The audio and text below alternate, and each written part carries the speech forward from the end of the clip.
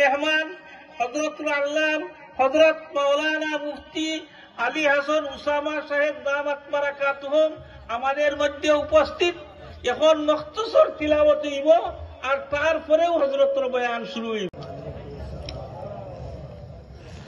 আলহামদুলিল্লাহ আলহামদুলিল্লাহি ওয়াহদাহু ওয়া কাফা وسلام على عباده الذين اصطفى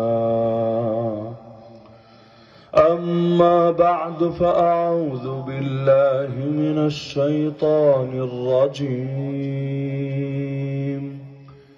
بسم الله الرحمن الرحيم আচার আচরণের ক্ষেত্রে প্রতিটা ক্ষেত্রে এটা প্রযোজ্য। এজন্য একটা কথা বলে, এক এলাকার বুলি আর এক এলাকার গালি। কিছু কিছু জায়গা আছে নিজের মাকে পর্যন্ত এমন এমন শব্দ ডাকে, মানে এগুলো মুখে আনতে লজ্জা লাগে। ওই বরিশাল অঞ্চল আছে, এখানে মাকে মানে স্বাভাবিক ভাবে ওই ম্যাগি নুডলস এর কাছাকাছি যে শব্দটা আছে এই টাইপের একটা শব্দ দিয়ে মারে ডাকে। এজন্য ডাকে না যে তার চরিত্র খারাপ এটা বোঝানোর জন্য, বরং এটা তাদের মহাব্বতের ডাক। কথা বলে এভাবে। কুড়িগ্রামের ওদিকে দেখেছি মায়ের সাথে কথা বলে তুই তোকারি করে, মানে মা আপনি কেমন আছেন, মা তুমি কেমন আছো, এভাবে না মা তুই কেমন আছো, ব্যাস এভাবে কথা বলতে থাকে। এমনকি ওই রোহিঙ্গাদের মতো না, রোহিঙ্গারাও তুই বললে তুই শব্দে আবার পার্থক্য রাখে। যদি আপনি অর্থে তুই বলে তাহলে গুন্নার সাথে বলে, চন্দ্রবিন্দু দিয়া বলে, মানে তুই নাকে নিয়া তুই তার মানে হলো আপনি, আর যদি বলে তুই তার মানে হলো তুই, মানে এটা ছোট বোঝানোর অর্থে। তো দেখা যায় কুড়িগ্রামের ওদিকে উত্তরবঙ্গে কিছু এলাকা আছে এখানে আর গুন্না নাই চন্দ্রবিন্দু নাই, ডাইরেক্ট মারে তুই তুকারি করে। হঠাৎ শুনলে মনে হবে বেয়াদব একটা, কিন্তু আসলে বেয়াদব না, সে এক নাম্বার আদবওয়ালা। তো ওই এলাকার বলি এটা, কিন্তু আপনার এলাকায় গালি এটা। তো ন্যায় অন্যায়ের মানদণ্ড কি হবে? আপনাদের মনে থাকার কথা, ফ্রান্সের প্রেসিডেন্ট এসেছিল বাংলাদেশে, ইমানুয়েল মাখো অফি রিওয়ায়াতিন উখরা ইমানুয়েল ম্যাক্রো। মানে আর উচ্চারণটা আসলে কি, এক এক পত্রিকা এক এক ভাবে লেখে, কেউ লেখে মাখো কেউ লেখে ম্যাক্রো। এখন যেটাই হোক গিয়ে এই বেচারা যখন আসলো বাংলাদেশে, আমাদের পলাতক নেত্রী তখন ক্ষমতায় ছিল, তো ওই সময় যাওয়ার আগ দিয়ে নেত্রীকে সবার সামনে এত এত মিডিয়া হাজার হাজার মানুষ সবার সামনে কি করলো, দিনে দুপুরে প্রকাশ্যে একটা ফ্লাইং কিস দিয়ে গেল। অদ্ভুত একটা ব্যাপার। তার বিবেচনায় তার মায়ের বয়সে না হলে অন্তত বড় বোনের বয়সে তো অবশ্যই, অথবা তার খালার বয়সে তো অবশ্যই, এরকম একজন বয়স্কা নারীকে সকলের সামনে এভাবে ফ্লাইং কিস দেওয়া, এটা বাংলাদেশে কোন গ্রামে, কোন গঞ্জে, কোন মফস্বলে, কোন চরাঞ্চলে, কোন এলাকায় এটাকে ভালো নজরে দেখবে না। যদি এই দেশের কেউ এই কাজটা করতো, মুরব্বীরা বাইরে বাইরে ওর হাড্ডি গুড্ডি আর আস্ত রাখতো না। কিন্তু বেচারা তো আরেক দেশের মেহমান, আর যতই হোক প্রোটোকলে থাকে তারে তো আর বকাঝকা দেওয়া যায় না।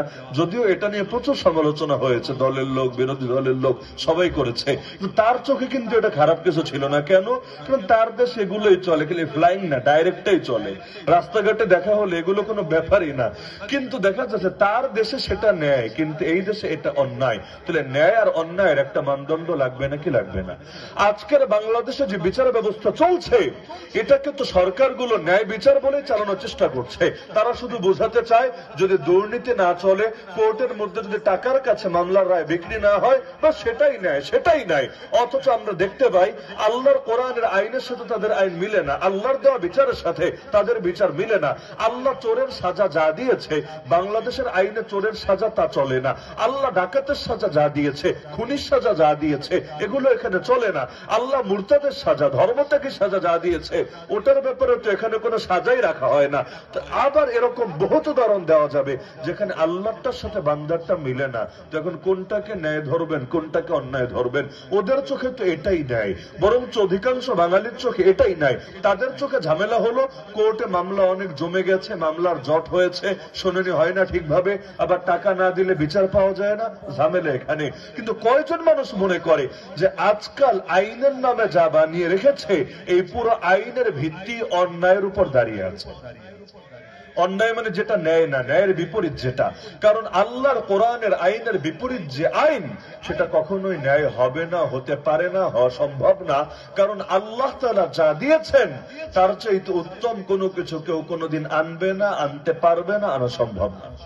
তো ইন্নাল্লাহ ইয়া'মুরু বিল আদলি ওয়াল ইহসান, আল্লাহ তাআলা আদেশ দিচ্ছেন ইনসাফের এবং ইহসানের।